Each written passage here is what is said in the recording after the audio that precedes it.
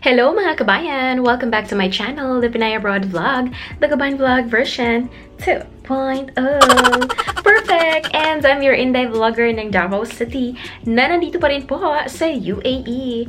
Perfect! Lumalaban pa rin po sa UAE. If you're new to my channel guys, my name is Lerma and I am an OFW here in the UAE. I make videos about my life here in the UAE as an OFW, struggles, challenges, and successes. I also make videos about how to get a job here in the UAE. So if you're interested, please do subscribe. Click the subscribe button and the notification bell para updated kayo sa aking mga vlogs. Perfect! Guys, for today's video, I will share with you my personal do's and don'ts on how to get a job here in the UAE, especially when you are on a visit or tourist visa. So if you're interested, please continue watching. Let's start!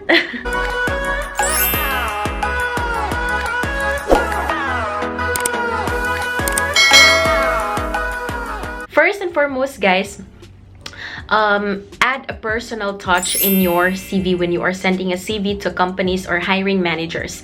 When you say personal touch, guys, I mean you have to have a professional subject in your email or in your letter, and also you have to have a cover letter.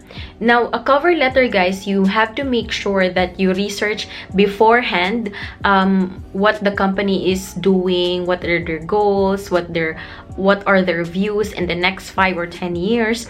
Most probably, makikita nyo yan siya, guys, sa mga website ng mga company. And make sure to add these, you know, tidbits of the company goals in your cover letter.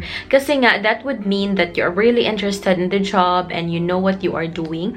So, add a professional touch in your CV. That's on top of having a professional CV on how to, or an organized CV. If you haven't watched my video about how to make a CV when you're applying here in Abu Dhabi or in the UAE, in Dubai, please watch that. I will paste the link in the description box below so you can watch that after this video. Number 2, guys, use all the means to apply. That means you have to apply online, you have to go walk in, and you have to, you know, ask friends for referrals kung may hiring pa sila sa company nila.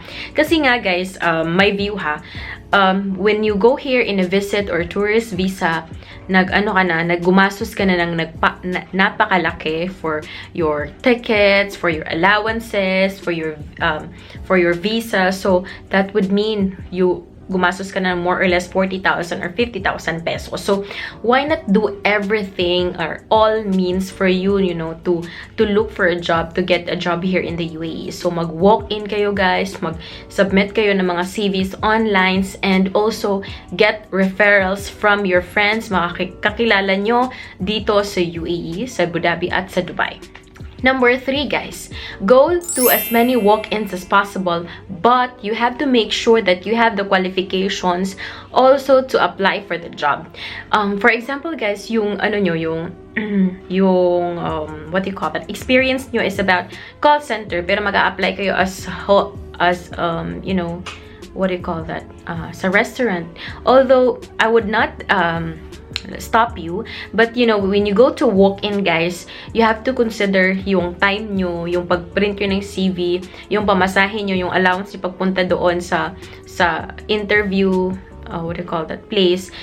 Mag-effort talaga kayo at gagastos din talaga kayo. And when you go here in a visit or tourist visa, as we all know naman, aminado naman tayo naman, limited lang yung resources natin, and we have to make the most out of our money. So go to as many walk-ins as possible, guys, but make sure that you have the qualification. Kasi dito, guys, sa UAE, it's very important na may experience kayo on that certain job and may qualifications kayo or may mga educational backgrounds. Yung educational background nyo is medyo connected naman dun sa pagtatrabaho nyo, kasi it's very competitive job market here in the UAE, guys. So if you go to all the, you know, walk-in interviews na hindi naman kayo qualified, masasayang yung oras at pera nyo dito sa UAE at you will end up not having any job in the UAE.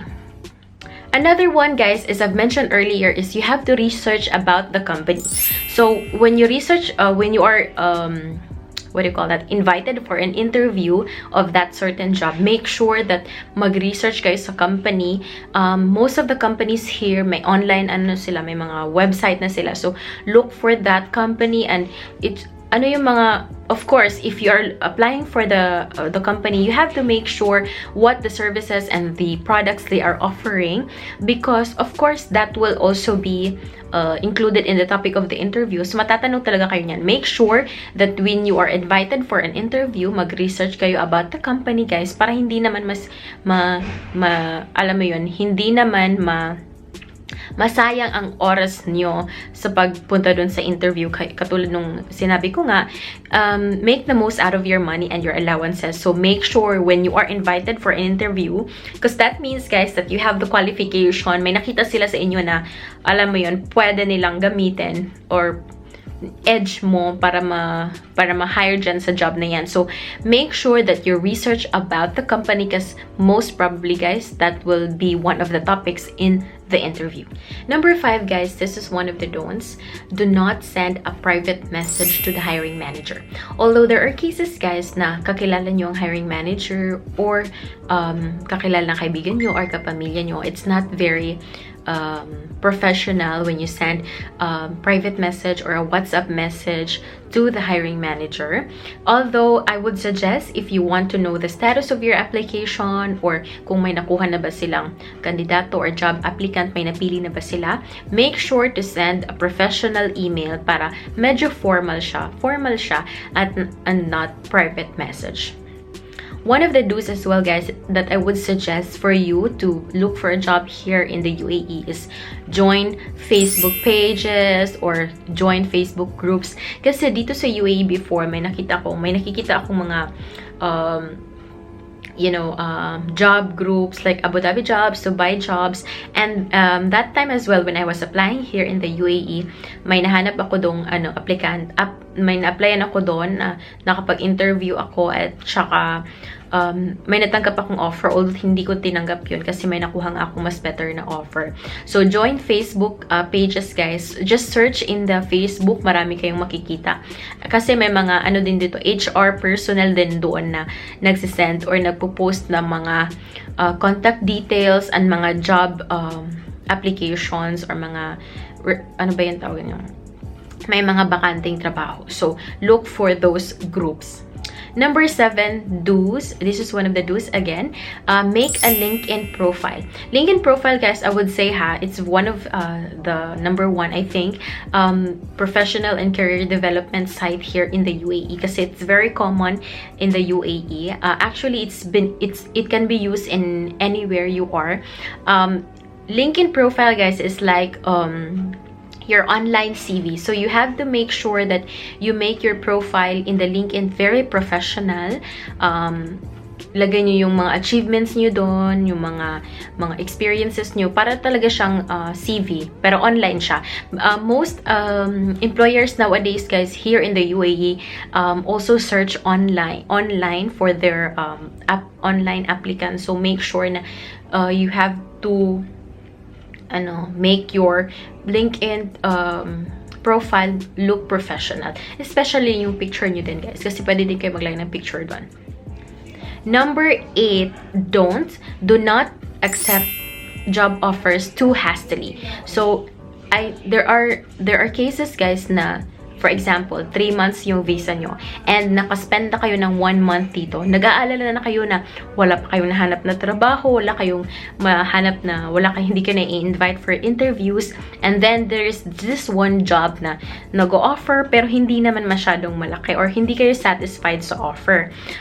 If your visa is still meron pa kayong time. For example, 3 month yung visa nyo at nasa 1 month pa lang kayo.